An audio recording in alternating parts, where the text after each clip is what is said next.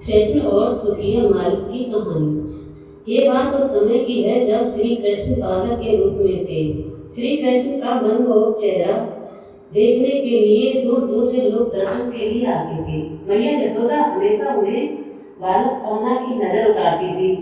ब्रजधाम मथुरा बरसाना के लोग कान्हा के सुंदर रूप का ही वर्णन करते रहते थे।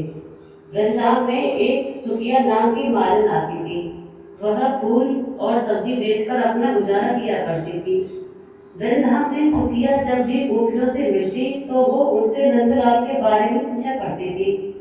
बाल कृष्ण की लीला सुनने के सुखिया को बहुत आनंद आता था। उसका मन ही मन बाल कृष्ण के दर्शन करने को तरसता था। सुखिया श्री कृष्ण को देखने के लिए घंटों तक नंद बाबा के महल के सामने खड़ी रहती थी, लेकिन उसने श्री कृष्ण के कभी दर्शन नहीं हो पाते थे और शाम होते ही वे निराश होकर वापस अपने घर चली जाती थी।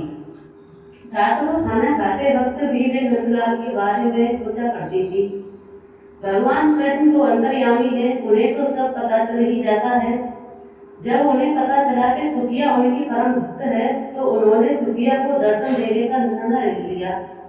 अगले दिन सुखिया ने नंदलाल के महल के सामने आवाज दी, फल ले लो फल।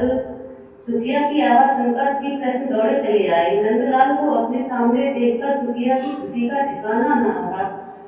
सुखिया ने उन्हें नन्हे कृष्ण को बहुत से फल दिए। नंदलाल उस समय बहुत छोटे थे तो उनके हाथ में फल नहीं आ पाते थे। फिर भी श्री कृष्ण को सुखिया का परम बेहद प्रेम भी पसंद आया। फल की कीमत चुकाने के लिए श्री कृष्ण बार बार महल के अंदर जाते और मुट्ठी भर कर अनाज लाने की कोशिश करते, लेकिन सारा अनाज रास्ते में ही बिखर जाता था। सुखिया को भगवान कृष्ण दो चार दाने ही दे पाए। सुखिया के मन में इस बात का कोई मलाल न था। वह तो बहुत खुश थी कि आज उसे अपने हाथों से भगवान को फल दिए और उन्होंने वो फल खाए।